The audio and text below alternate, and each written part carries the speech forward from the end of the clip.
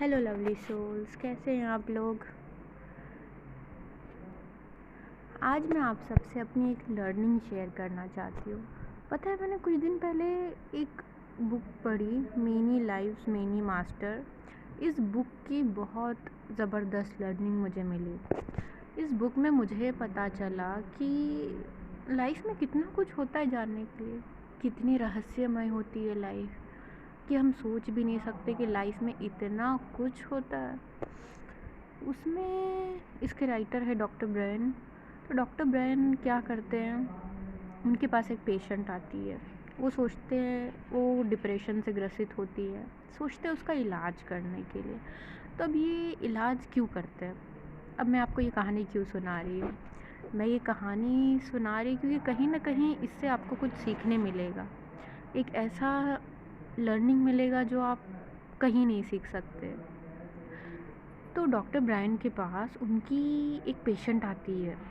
तो पहले काफ़ी थेरेपी उन पे अपनाई, काम ही नहीं करता है। फिर वो सोचते हैं क्यों ना मैं हिप्नोथेरेपी ट्राई करूँ। हिप्नोथेरेपी में क्या होता है, एक ट्रांस स्टेट में लेके जाते हैं पेशेंट को, जिसमें वो इतना डीप स्टेट में चले जाते हैं कि उन्हें एकदम पास्ट लाइफ थेरेपी ये सब के बारे में पता कर सकते हैं। अब डॉक्टर ब्रेन बिल्कुल बिलीव नहीं करते थे, क्योंकि वो एक साइंटिस्ट है। वो बिल्कुल बिलीव नहीं करते थे कि पास्ट लाइफ होता है। वो सोच रहे थे कि मैं इनके चाइल्डहुड की कोई मेमोरीज़ होगी जिसकी वजह से ये डिप्रेस्ड रहती हैं, तो उसको जाके हील कर दूँगा। तो वो उनको ट्रांस स्टेट में लेके गए। तो पता चला कि वो लेडी ना एक्चुअली अपने पास्ट लाइफ में चली गई है, और उनकी आवाज़ भी चेंज हो गई है। अब पास्ट लाइफ में हो सकता है उन्होंने किसका बर्थ लिया हो। तो वो जो पेशेंट रहती है वो बताती है कि वो एक्चुअली अर्थ पे है ही नहीं, वो किसी और प्लैनेट पे है। तो इससे ये बातें पता चलती है कि अर्थ के जैसे और भी बहुत सारी जगह होते हैं जहाँ पे हम जन्म लेते हैं, सीखते हैं। उसमें से अर्थ एक जगह है कि यहाँ हम सीखने आए हैं। वैसे ही किसी और प्लैनेट पे भी आपका जन्म हो सकता है, वहाँ भी आप सीखने जाओगे। हमारे कर्मों के हिसाब से हमें अर्थ दिया गया है कि हम यहाँ आके कुछ सीखें। अब ये जो उनकी आवाज़ थी, तो एकदम से बदलने के बाद डॉक्टर ब्रायन सोचने लगे कि ये क्या है। तो वो खुद बताती हैं कि वो एक ऐसे जगह पे थी कि उनकी डेथ हो चुकी है, और नई लाइफ होने से पहले एक जैसे स्पिरिचुअल एक रेस्ट लाइफ होती है, जहाँ पे आपको रखा जाता है कि आप रेस्ट करो, और उस रेस्ट लाइफ में आपको और मौका दिया जाता है कि आप आराम करके फिर से नई लर्निंग में एंट्री करो। अब अपनी पेशेंट की आवाज़ सुन के एकदम हैरान परेशान हो गए वो, कि अरे ये क्या हो गया। और वो उनको बोलती है कि मैं आपसे ना सीखने आई हूँ इस लाइफ में, आप मेरे गुरु हो। तो इससे ये पता चलता है कि एक्चुअली हम सब ना इस दुनिया में कुछ ना कुछ सीखने आते हैं, हमारा पर्पज़ ही है। कई बार हम बातों को ना दिल से लगा लेते हैं, आत्मा से जोड़ लेते हैं, किसी इंसान को आत्मा से जोड़ते हैं। पैसा नहीं है तो उसको आत्मा से दुख की तरह जोड़ लेते हैं, और फिर ये एनर्जी ना हमारे अंदर चिपकी रह जाती है। और जब तक हम इस एनर्जी को नहीं निकालेंगे ना, ये बार बार आती रहेगी। इसलिए भी इस एनर्जी को निकालना बहुत ज़रूरी रहता है। जैसे अगर आपको किसी से बहुत ज़्यादा प्यार है, कम ही नहीं हो रहा, एकदम पागलों वाला प्यार है, तो आपको इस प्यार को रिलीज़ करने की ज़रूरत है कि किसी से इतना दीवानों जैसा प्यार नहीं करना। प्यार करके उसे जाने देना, उसे फ्री करना। इस तरीके का प्यार आपको सीखने की ज़रूरत है, जिसमें कोई ऑब्सेशन नहीं है, कोई चिंता नहीं है, कोई डर ही नहीं है कि तू जहाँ जाना है जा, तू मेरा है, हर जन्म में मेरा है, हर तरीके से मेरा है।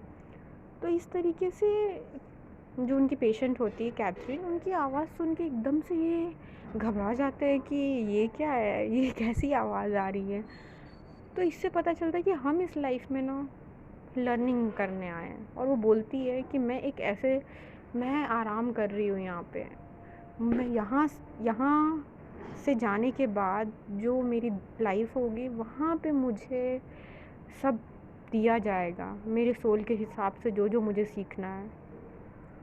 अब एक्चुअली हो क्या रहा है कि हम एक पैटर्न में फंस जाते हैं। जैसे एक बच्चा होता है, उसे कुछ पता ही नहीं होता है कि किस बात पे खुश होना है, किस बात पे दुखी होना है। वो हमेशा खुश ही रहता है, क्योंकि वो हमारा नेचुरल स्टेट है। तो वैसे ही हम धीरे धीरे आगे बढ़ते, दूसरों का देखते हुए कि इस बात पे तो मुझे रोना चाहिए, इस बात पे तो मुझे दुख होना चाहिए, ऐसा करने लग जाते हैं।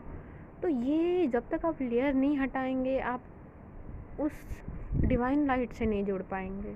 और डिवाइन लाइट आपको अपने पास बुलाती है, हमेशा बुलाती है कि आओ मेरी तरफ, तुम लेयर को हटाओ अपने, तभी मुझे देख पाओगे। जैसे कि बादल बहुत ज़्यादा हो जाते हैं तो हम देख नहीं पाते हैं, स्काई को देख नहीं पाते हैं, तो उसी तरीके से हमें अपनी लेयर हटानी पड़ेगी, तभी तो ये लालच की लेयर, ये अटैचमेंट की, ये धुआं धुआं हटेगा, तब तो आपको सब कुछ साफ साफ दिखेगा। और आगे जैसे जैसे ये उनका जो हिप्नोथेरेपी आगे बढ़ी, तो बहुत सारी कुछ इंटरेस्टिंग चीज़ें होने लगी। जैसे कि ये पता चला कि पास्ट लाइफ में उनका मतलब मिसकैरेज हुआ था। एक बहुत छोटा सा बच्चा था उनका, जो आते बराबर दुनिया से चला गया। तो इसका वो पेन कैरी कर रही थी अपने अंदर। अब यहाँ उनको ये सीखने की ज़रूरत थी कि सारी चीज़ें दवाइयों से ठीक नहीं हो सकती, कुछ चीज़ें बियॉन्ड लॉजिक भी काम करती है, जो होती है कि परमात्मा से जुड़े, डिवाइन लाइट से जुड़े, उसके बाद ही काम करती है। कई बार हमें ऐसा लगता है कि हम अपना बेस्ट प्रोवाइड करें, जो कि हमारा दिमाग हमसे कहता है वो बिल्कुल सही है, अपनी जगह बिल्कुल सही है, लेकिन हमें बियॉन्ड लॉजिक भी सोचना आना चाहिए कि उसके ऊपर भी कोई एक पावर है जो काम करती है, जो आपका काम बना देती है। इतना पूरी दुनिया जो है मिरेकल से भरी है, मैजिक से भरी है, उस मैजिक पे आप बिलीव कीजिए, उस मैजिक को आप समझिए, दिल में अपनाइए। तो वो हमेशा बिलीव करती थी कि सारा, अगर मेरे पास बेस्ट दवाई है, सब कुछ है, तो हो जाएगा, कुछ भी हो सकता है अगर मेरे पास पैसा है तो इस तरीके से उनकी ये सोच को, जब वो बच्चा चला गया तो उनकी ये सोच भी कहीं चली गई। तो एक्चुअली वो बच्चा इस दुनिया में इसीलिए आया था ताकि उन्हें रियलाइज़ करवाने कि सब कुछ पैसे से नहीं हो सकता। कोई है जो पूरी दुनिया को संभालता है, कोई है जो पूरी दुनिया को चलाता है, और वो नेचर है। अब जो ये सोल उनके लाइफ में आई थोड़े टाइम के लिए, इन्होंने उनके सारे कार्मिक डेप्ट ख़त्म कर दिए, मतलब लगभग ख़त्म कर दिए। तो उन्हें उस सोल को थैंक यू बोला कि थैंक यू मेरे कार्मिक डेप्ट ख़त्म करने के लिए, जब वो वापस से नॉर्मल में आई। और वो उसी पोजीशन में भी बोल रही थी कि थैंक यू मेरे कार्मिक डेप्ट ख़त्म करने के लिए कोई इंसान आपके लाइफ में आया है।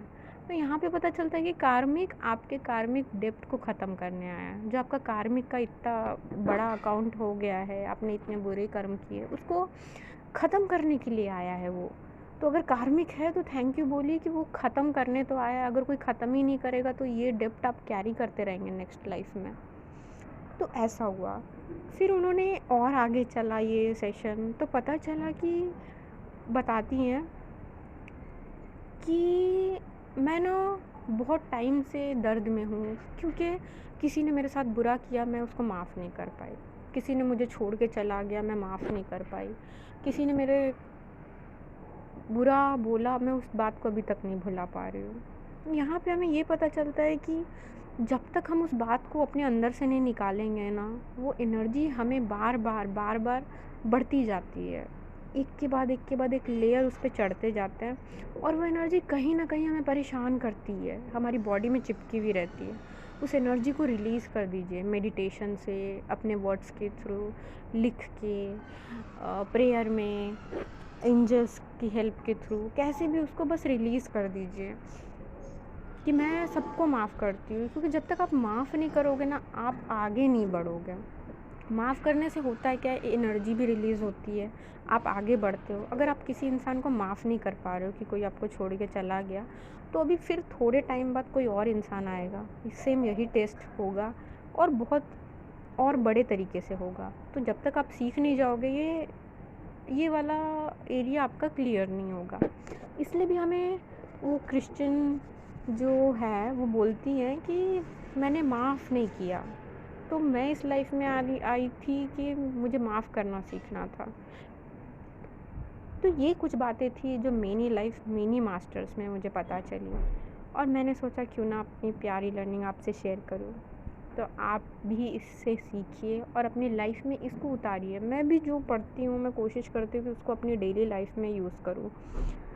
अगर मैं छोटी छोटी बातों के लिए माफ़ नहीं कर पा रही हूँ तो माफ़ करना सीखो। हम कोई परफेक्ट नहीं है, हम सब सीखने आए हैं। जैसे आप सीखते हो मैं भी सीखती हूँ, इसमें कोई बड़ा या छोटा नहीं है, सब पे डिवाइन की लाइट सेम पड़ती है। तो इस तरीके से आप अपनी लर्निंग के स्टेज में थोड़ा आगे बढ़िए और अपना बहुत ध्यान रखिए। Love you.